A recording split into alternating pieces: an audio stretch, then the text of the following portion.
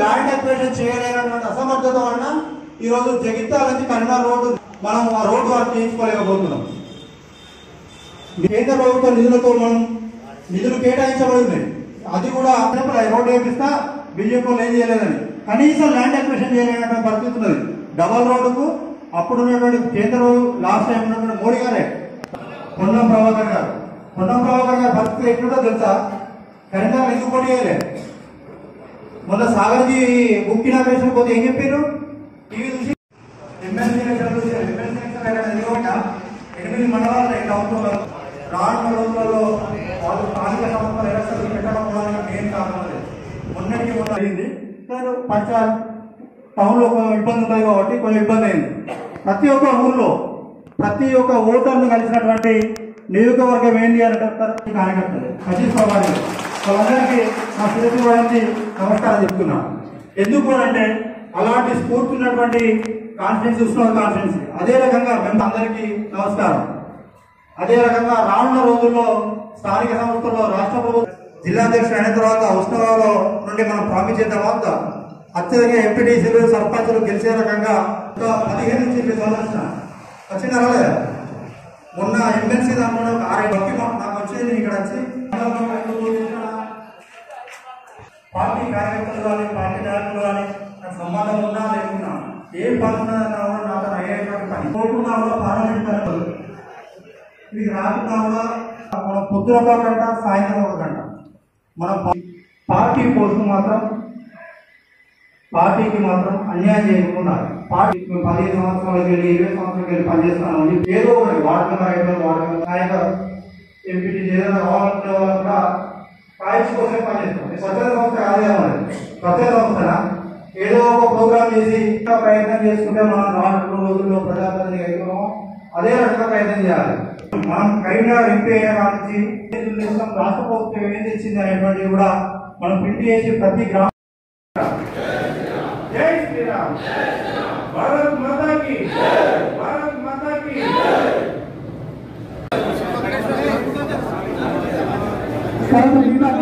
కూడా ఒకరి తర్వాత ఒకరు వచ్చి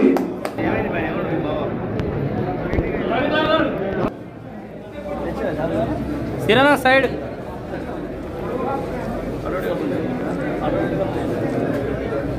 అందరూ కూడా ఒకరి తర్వాత రండి.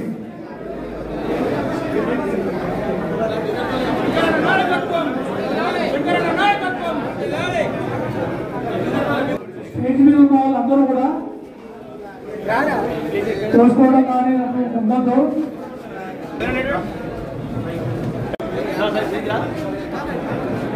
అయిపోయింది అన్న కొంచెం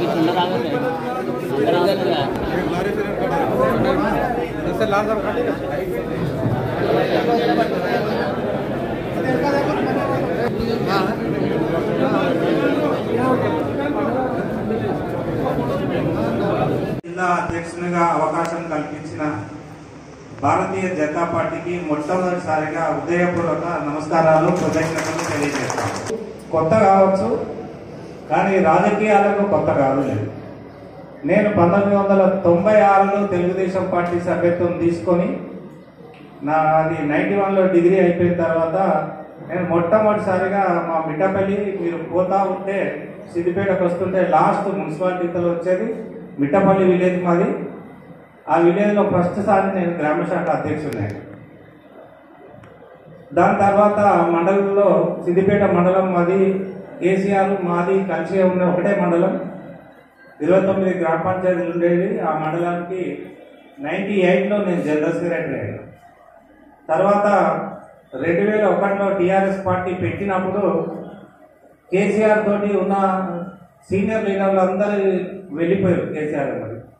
మేమందరం second cadre, third cadre, juniors అందరం. అప్పుడు మాకుండే market committee chairman Srinivas Reddy గారు ఉండే, ట్రాన్స్పోర్ట్ మినిస్టర్ ఉన్నప్పుడు కూడా దగ్గరికి వెళ్ళి పనిచేసి కేసీఆర్ ఇంట్లోనే ఉంటుంది. మేము 24 గంటలు ఉండి పనిచేసి కేసీఆర్ను కూడా ఏంది అనేది స్టడీ చేసిన అప్పటి నుంచి ఉన్నది. దాని తర్వాత మాకు దొమ్మాట కాన్ఫరెన్స్లో ముత్యంరెడ్డి గారు అని మాజీ మంత్రి ఉండేది. ఒక రకంగా ఆయనకు నాకు రాజకీయంగా ఒక లిఫ్ట్ అవకాశాన్ని ఇచ్చిన పెద్ద మనిషి. ఆయన జిల్లా అధ్యక్షుడు అయిన తర్వాత నేను ఉమ్మడి మెదక్ జిల్లాకు ఈటల రాజేందర్ గారి సూచన మేరకు నేను 2013లో నేను టీఆర్ఎస్ పార్టీలో జాయిన్ అయ్యాను.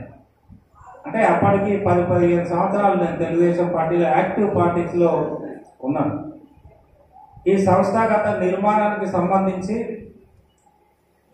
ఈ ప్రభుత్వానికి సంబంధించిన మండలానికి సంబంధించిన అప్పుడున్న హౌసింగ్ స్కీమ్స్ కానీ, ఆ మండలానికి సంబంధించిన వర్క్స్ కానీ, ఆ మండలానికి సంబంధించిన నిధుల విషయం కానీ నేనే దగ్గరుండి దాదాపు లిస్ట్ అంతా ప్రిపేర్ చేస్తుంది. కాన్స్టెన్సీ లిస్టు దాదాపు